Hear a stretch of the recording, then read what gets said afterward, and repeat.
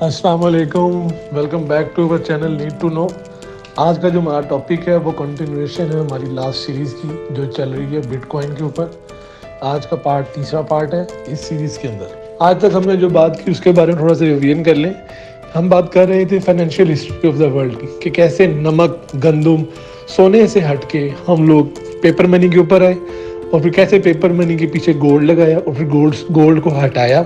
उसके हटाने के बाद कैसे हमारे पास डिजिटल करेंसी आई और डिजिटल करेंसी के बाद अगला फेज़ क्या हुआ, क्या रेवोल्यूशन आ रहा है, नेक्स्ट रेवोल्यूशन जिसने इस करेंसी की फाइनेंस की दुनिया को हिला के रख दिया। मेन टॉपिक में आने से पहले मैं कहता चलूँ कि हमारे चैनल को सब्सक्राइब कर लें जिन्होंने अभी तक नहीं किया और बेल आइकन को हल्का सा प्रेस कर दें ताकि आप हमारी आने वाली वीडियोस के साथ अपडेट रहें। तो बात हो रही थी दुनिया की मुआशी तारीख के ऊपर, यानी कि फाइनेंशियल हिस्ट्री के ऊपर, कि कैसे हम लोग हाथों में चीज़ें लेके बार्टर सिस्टम से ट्रेड करते थे एक दूसरे के साथ, और अब आज हम मोबाइलों पर बैठ के एक दूसरे से पिज़्ज़े मंगवा रहे हैं, कपड़े खरीद रहे हैं, ऑनलाइन शॉपिंग हो रही है, दूसरे मुल्कों से सामान आ रहा है। लेकिन इसकी बात तब तक पूरी नहीं होती जब तक हम आज दुनिया में जो नया ट्रेंड हम सुनते आ रहे हैं क्रिप्टो करेंसी, जब तक हम क्रिप्टो की बात नहीं करते। क्रिप्टो करेंसी का जो मौक़िफ़ था या जो एक कंसेप्ट था, ये शुरू किया किस बंदे ने, कब शुरू हुआ?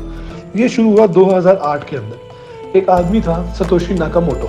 सतोशी नाकामोटो साहब वो साहब थे जिन्होंने फाइनेंशियल हिस्ट्री का, डिजिटल करेंसी का, सेंट्रलाइजेशन ऑफ बैंकिंग को, सेंट्रलाइज सिस्टम को, दुनिया की गवर्नमेंट्स को चैलेंज दे दिया। इन्होंने कहा कि जो आप जो सेंट्रलाइज इकॉनमी बनाए बैठे हैं, मैं एक नया कंसेप्ट लेके आता हूँ जिसके अंदर डिसेंट्रलाइज इकॉनमी है। और वो इन्होंने लॉन्च किया अपनी नई करेंसी के नाम से जिसका नाम था बिटकॉइन।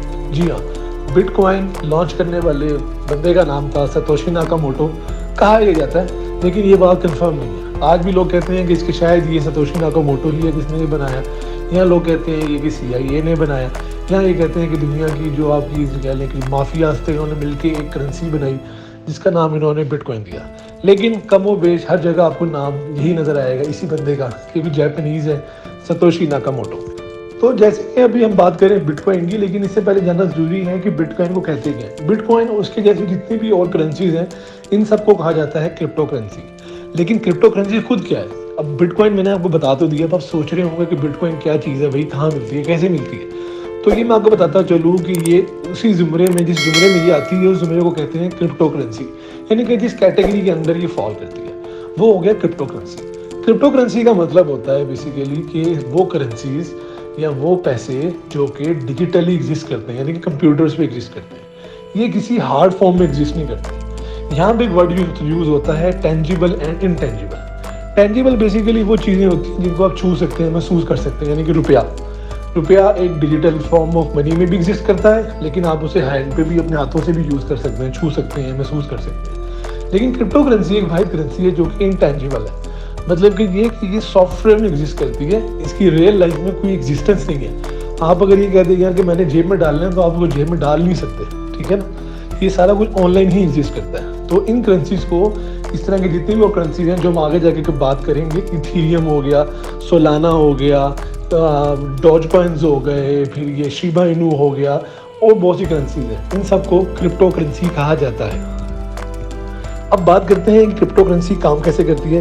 बिटकॉइन बेसिकली, क्योंकि हमारा टॉपिक बिटकॉइन के ऊपर है, और बिटकॉइन एक वो वाहिद करेंसी है जिसने इन सारी करेंसीज को जना, यानी कि बिटकॉइन एक फाउंडर करेंसी है, ठीक है। इसके बाद जितनी भी करेंसीज हम सुनेंगे, हज़ारों करेंसीज हैं, वो सब बिटकॉइन के बाद बनी। तो मेन जो करेंसी थी जो रेवोल्यूशन लेकर आई, जिसने $1 ट्रिलियन मार्केट दुनिया में इंट्रोड्यूस करवाई, यानी कि खरबों डॉलर की मार्केट आई, तो वो बिटकॉइन थी।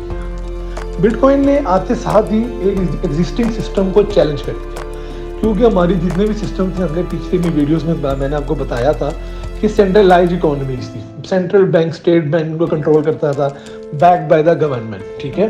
लेकिन बिटकॉइन के अंदर क्या था कि ये डिसेंट्रलाइज थी, इसके अंदर कोई भी बैंक इन्वॉल्व नहीं था। इन्होंने एक कंसेप्ट लॉन्च किया जिसका नाम था P2P, यानी कि peer to peer electronic cash system. इसके अंदर क्या होता था कि दो लोग आपस में ट्रेड करते थे और बीच में कोई बैंक नहीं था, ठीक है, बैंक नहीं था। अब सवाल ये होता है कि ट्रेड फिर कैसे वेरीफाई होती थी? उसको वेरीफाई करते थे लोग, दूसरे कंप्यूटर्स या लोग जो बैठे होते थे। सतोशी नाकामोटो ने एक सिस्टम ऐसा बनाया था कि इसमें आप और मैं ट्रेड करेंगे, लेकिन उसको वेरिफिकेशन जो होगी वो कंप्यूटर खुद करेगा, ठीक है। اس نے آتے ساتھ ہی وہ جو ہمارا پچھلی فائنینشیل ڈیجیٹل کرنسی کا جو مسئلہ تھا ڈبل سپینڈ پرابلم، اس کو اس نے آتے ساتھ ہی ریزالو کر دیا، کیونکہ اس میں ٹرانسپیرنٹ لیجرز تھے موجود تھے کہ جو انہوں نے جو چیز طریقہ آئیڈینٹیفائی انٹروڈیوس کیا تھا کہ لیجر بنائیں گے، اس میں وہ چیز آلریڈی ایگزسٹ کر رہی تھی کہ ٹرانسپیرنٹ لیجر ہوگا جو کہ کوئی سینٹرل اتھارٹی اس کو ویریفائی نہیں کر رہی ہوگی، لک آفٹر نہیں کرے گی، اس کو سنبھالے گی نہیں، لیکن لوگ سنبھالیں گے۔ جتنے لوگ آن لائن ہوں گے اتنے ہی سمجھے کمپیوٹرز آن لائن ہوں گے، اور وہ سارے کمپیوٹرز کیلکولیشنز کر رہے ہوں گے جو کہ ان ٹرانزیکشنز کو ویریفائی کرتے ہیں۔ عام الفاظ میں اگر میں بات کروں تو یہ سمجھ لیں کہ جیسے آپ نے مجھ سے کوئی چیز خریدنی ہے تو بیچ میں ہمیں گارنٹر چاہیے، وہ گارنٹر بیسیکلی بینک بنے گا۔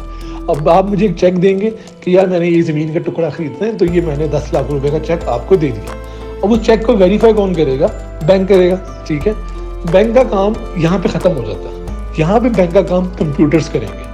کمپیوٹر ویریفائی کرے گا کہ ہاں کہ آپ کے پاس پیسے تھے اور میں نے پیسے وہ لیے، آپ نے مجھے پیسے دیے، میں نے پیسے لیے، اور اس کے ساری ویریفیکیشن کمپیوٹر کرے گا، ریکارڈز بنا کے رکھے گا، اور ان ریکارڈز کو ختم بھی نہیں کر سکتے کیونکہ جتنے کمپیوٹرز آن لائن ہوں گے ان سب پہ وہ ریکارڈ کاپی پیسٹ ہو کے پڑا ہوگا۔ اس میں ہم نے ایک اور چیز دیکھی، وہ یہ دیکھی کہ عام بینکنگ نظام سے بٹ کوائن کا سسٹم بالکل ڈفرینٹ تھا۔ بینکس نان ٹرانسپیرنٹ تھے، ان میں چیزیں چھپی ہوتی تھی، لیجرز تھے وہ جن کو خاص لوگوں کی رسائی تھی، لیکن یہاں پہ ٹرانسپیرنٹ تھا، لیجر سب کے سامنے اوپن ہے۔ ابھی بھی ایون ایکسچینجز ہیں کچھ بائنینس وغیرہ جس کے اوپر آپ ٹریڈنگ کر سکتے ہیں، بٹ کوائن لے سکتے ہیں، لین دین کر سکتے ہیں، اور بھی کرپٹو کرنسیز میں آپ ٹریڈ کر سکتے ہیں۔ تو اس میں کیا ہوتا ہے کہ آپ اگر کبھی جائیں نا بائنینس کے اندر تو آپ دیکھیں گے سائڈ بائی سائڈ ٹریڈ چل رہی ہوتی ہیں، آپ ان پہ اوپن کریں، آپ کلک کر کے دیکھ سکتے ہیں ہر بندے کا نا، یعنی کہ ان کے والیٹ ایڈریس آ جاتے ہیں، تو یعنی کہ یہ چیزیں ایکسیسیبل ہیں۔ اب اس کو ختم کرنے کا مطلب یہ ہے کہ دنیا میں اس وقت جتنے بھی کمپیوٹرز ہیں جن میں بٹ کوائن کے اوپر ٹرانزیکشن ہو رہی ہیں، آپ ان سب کو ہیک کرو، پھر انہیں ختم کرو۔ اس لیے اسے ختم کرنا، اس کو آلٹر کرنا، اس کو ہیک کرنا بہت مشکل ہے، بلکہ ناممکن ہے۔ اور اس کے ساتھ آج ہمیں دیں اجازت، آج کی ویڈیو ہم یہیں ختم کرتے ہیں۔ انشاءاللہ بہت جلد نیکسٹ ویڈیو کے ساتھ آپ کی خدمت میں دوبارہ حاضر ہوں گے۔ اللہ حافظ۔